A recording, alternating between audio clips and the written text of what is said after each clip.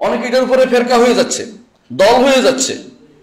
অনেক কিছু আছে হাদিসের ক্ষেত্রে দেখবেন রাসূলুল্লাহ সাল্লাল্লাহু আলাইহি ওয়াসাল্লাম বলেছেন যে যে ব্যক্তি জামাতকে আঁকড়ে ধরবে সে প্রশস্ত দিনের মধ্যে আছে, আর যে জামাত থেকে আলাদা হবে সে তো হয়ে গেল, জাহান্নামের মধ্যে আলাদা হয়ে যাবে, এটা বলা হয়েছে হাদিসে।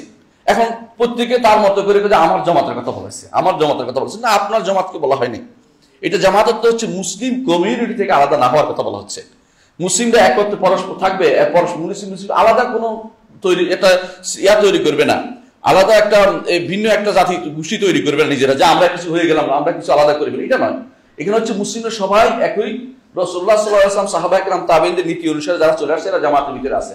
এর বাইরে মুতাজিলা, খারেজি, রাফিজি যেগুলি ভাগ ভাগ হয়ে গেছে, নাম হয়ে গেছে আলাদা, বুঝবেন যে এগুলি হচ্ছে ভিন্ন তরিকা চলে গেছে, এরা হচ্ছে খারেজ, এরা বাইরে হয়ে গেছে জামাত থেকে।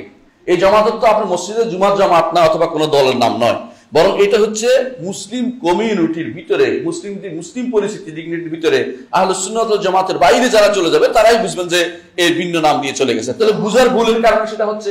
তাহলে কখনো কখনো দ্বীনের যে ফিকহ অর্জন করা এত বেশি গুরুত্বপূর্ণ, এটার মাধ্যমে অনেক সময় মানুষ কি ধীরে ধীরে পার্থক্য হয়ে যাচ্ছে।